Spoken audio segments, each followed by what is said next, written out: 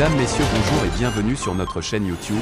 Ici nous vous donnons la clé, alors si vous êtes nouveau, abonnez-vous et cliquez sur la cloche de notification pour ne plus rien manquer. Cela fait, on peut commencer.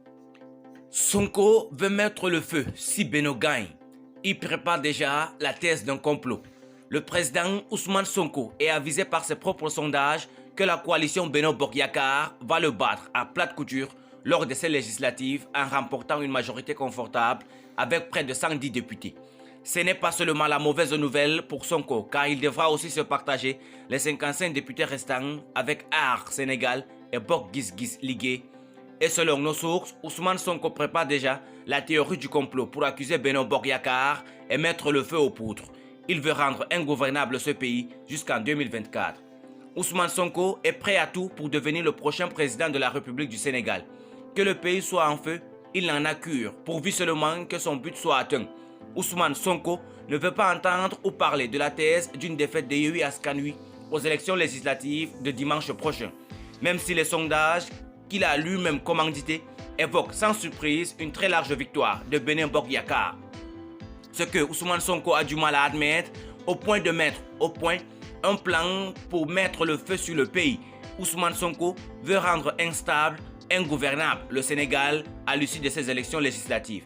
C'est la seule alternative qui lui reste pour en faire accéder au pouvoir. La tête du fil du PASTEF ne s'est jamais fait la moindre illusion quant à ses chances d'être une seule fois président de la République du Sénégal à l'issue d'un vote démocratique. Le pouvoir, Ousmane Sonko veut le conquérir, mais seulement en sémant l'instabilité à travers tout le pays. Il s'est déjà préparé à répandre au sein d'une partie de l'opinion que les résultats des élections de dimanche prochain ont été truqués au profit de Beno Bokk Yakaar. Il espère ainsi créer un soulèvement de la part de ses partisans qui partira de Dakar, de Ziguinchor, pour se répandre à travers tout le Sénégal. Par cette stratégie, le Sénégal entrera dans une spirale de manifestations violentes, le rendant ainsi instable. Un plan machiavélique qui, pour Ousmane Sonko, va lui permettre de ramasser le pouvoir à travers la rue.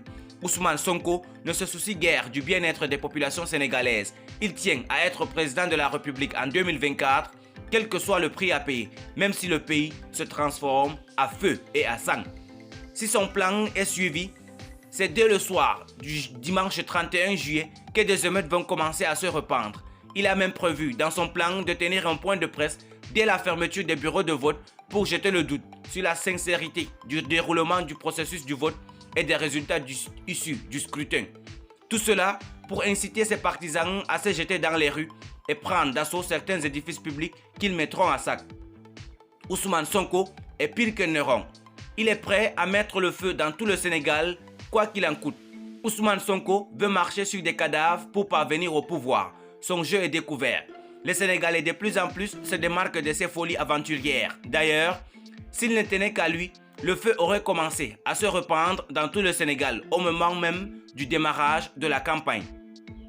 Mais si c'est parce que beaucoup de compatriotes commencent à le démasquer, à comprendre son jeu, qu'il a dû songer à un autre plan qui consiste cette fois-ci à jeter le discrédit sur les résultats du vote dès le soir du 31 juillet. Il espère ainsi obtenir facilement de ses partisans qu'ils se lancent dans les rues.